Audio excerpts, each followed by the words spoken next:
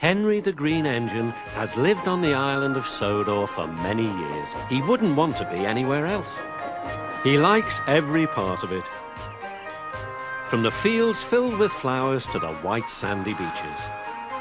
But there is one place that Henry always enjoyed visiting more than any other. His driver knew this too. "Come on, Henry," he would sometimes say. "We've made good time today. We'll stop for a while by the forest." Henry loved it here. The forest was full of broad oaks and tall pines.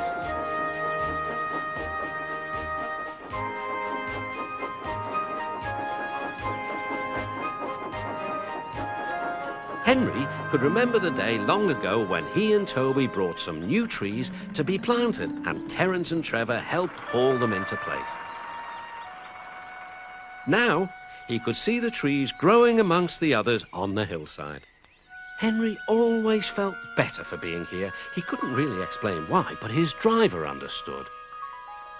"It's peaceful," he said to Henry.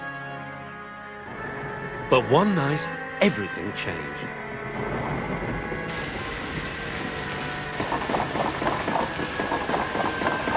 The engines were resting in the shed. "Listen," said Thomas. "Can you hear a strange whistling sound?" "It's the wind blowing outside our shed," replied Toby. "But I've never heard it like this before." "Do you know," added James, "if Gordon wasn't here now, I'd say it was him thundering by with the express." All the engines laughed, except Henry. "I hope the wind won't harm the forest," he said. By morning, the fierce winds had gone, but the damage was done. Henry's driver came to see him in the yard. "Trees have fallen on the line," he said. "We must help clear the tracks." Donald set off with the breakdown train, and Henry followed. Trees lay everywhere. The hillside now looked so bare. Henry felt sad.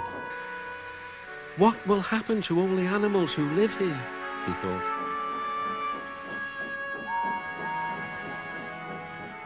When Henry's flat trucks were full of logs, he took them to the timber mill, where they would be turned into furniture and other things. Henry was glad the wood was being put to good use, but he was still sorry to lose part of his forest. "Oh dear," sighed Toby to Thomas. "I wish there was something we could do to make things better again." "Yes, indeed," replied Thomas. "But what? We can't mend broken trees." Toby puffed slowly into the yard. "Hello, Toby," said the Fat Controller. "You do look glum."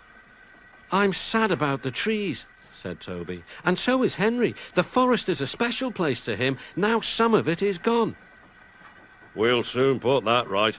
I have an important job for you, Toby. I would like you to take some trucks to the forest." When the trucks arrived, Toby was delighted. They were full of splendid young trees, all ready for planting. "This is the best job I've ever had," said Toby happily.